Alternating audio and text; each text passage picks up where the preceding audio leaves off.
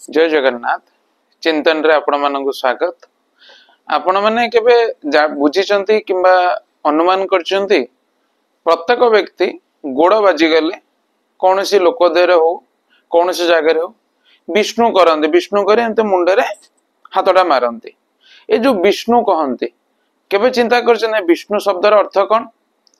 विष्णु कहले कौन से विष्णु जे क्षीर सागर रे बसिचंती सप्तफेणी छाप उपरे तांकु ही कह जाय। जदि तांकु विष्णु बोली कह जाए ताहले जदि जने शिव को भल पाउछ से जगह शिव भी कहि परिबो, जने कृष्ण को भल पाउछ से कृष्ण को भी कहि परिबो। तो पर्टिकुलर विष्णु वर्ड कहीं कह जाए?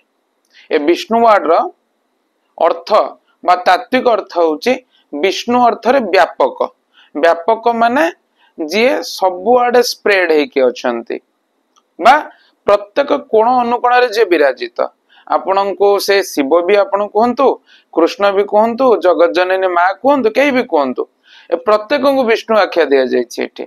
अर्थात प्रत्येक होचन से जणे बा सेई ब्रह्म आ ब्रह्म को ठू जेहेतु सृष्टि तैयारी हेची सेति पई सेई ब्रह्म को एठी विष्णु आख्या दिया जाए। बा सेई ब्रह्म साकार रूप रे हो बा निराकार रूप रे हो आपण तांको कोनोसे आकार रे चिंता करंतु बा तांको निराकार बेली भावंतु जेमिति भी हो से प्रत्येक जगह प्रत्येक अनुकोण रे व्याप्त होइके अछंती। तो सही अर्थ रे तांको विष्णु कहा जाए अर्थात तांको से सम्मान प्रदर्शन करा जाए। यह होची प्रकृत विष्णु कहिबार उद्देश्य बा विष्णु कहिबार तात्विक उद्देश्य। काहे कि जदि आपण पर्टिकुलर जने देवदेवी हिसाब रे तांको विष्णु बिल कहिबा से जगह सांप्रदायिक भाव पळे आसीबो, से जगह कंजर्वेटिव माइंड पळे आसीबो।